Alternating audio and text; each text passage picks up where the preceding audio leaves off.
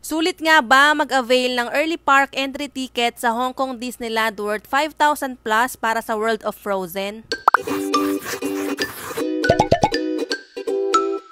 Mga 6:30 AM lumabas na kami ng hotel dahil pupunta tayo ngayon sa Hong Kong Disneyland. Inagahan talaga namin kasi nag-avail kami ng early park entry tickets, so para hindi masayang yon, kailangan maaga kami para hindi kami malate ng dating. Isa ding advantage kapag maaga ka, makakapag-picture ka sa Disneyland train na wala masyadong tao. Bago mag 8 AM, nakarating na kami sa Disneyland kaya nakapagpa-picture pa kami sa Ark ng solo kasi wala pang masyadong tao. Tapos, naglakad na kami papasok kasi napansin namin na dumadami na yung mga tao, tapos meron na rin palang pila para sa mga early park entry ticket holders. Mga 8:30 AM nagsimula nang magpapasok. Iniscan muna yung mga tickets namin, tapos chinek yung mga dalang gamit, tapos pila ulit at dito na kami naghintay na mag-open yung Disneyland. 10 AM yung regular opening nila, pero kapag meron kang early park entry ticket, pwede ka nang pumasok by 9 AM. Sa Klook kami nag-book ng tickets para mas mura at mas convenient. Pagpasok namin, kung mapapansin nyo, yung ibang tao nagmamadali, yung iba nga tumatakbo na talaga kasi gusto nilang mauna dun sa World of Frozen.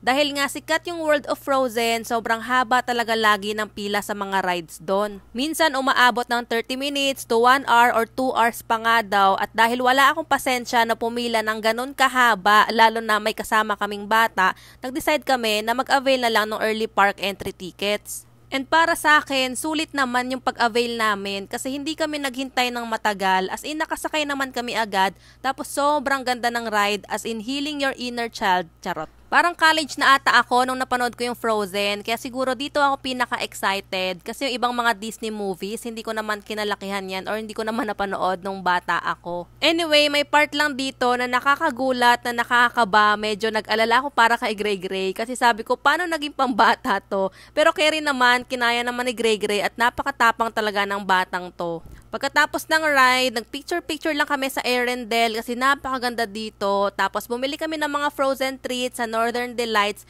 at ito na nga ang simula ng mga gastos natin dito sa Disneyland. Charot. May isang ride pa dito sa World of Frozen, yung Wandering Oak and Sliding Sleigh na pwede na rin sakyan, pero medyo extreme na to para kay Gray Gray kaya hindi na kami sumakay. Bukod sa World of Frozen, open na din ang Fantasyland para sa mga early park entry ticket holders at una naming sinakyan itong Mad Hatter Teacups. Paikot-ikot siya mga mams at sobrang na-enjoy ni Gray Gray pero ako nahilo lang. Next naman, itong Dumbo the Flying Elephant. Akala ko para lang tong dinosaur ride dun sa EK pero mas mataas pala to. Medyo kinabahan ako para kay Gray Gray pero wala lang sa kanya, sobrang tuwang-tuwa pa nga siya.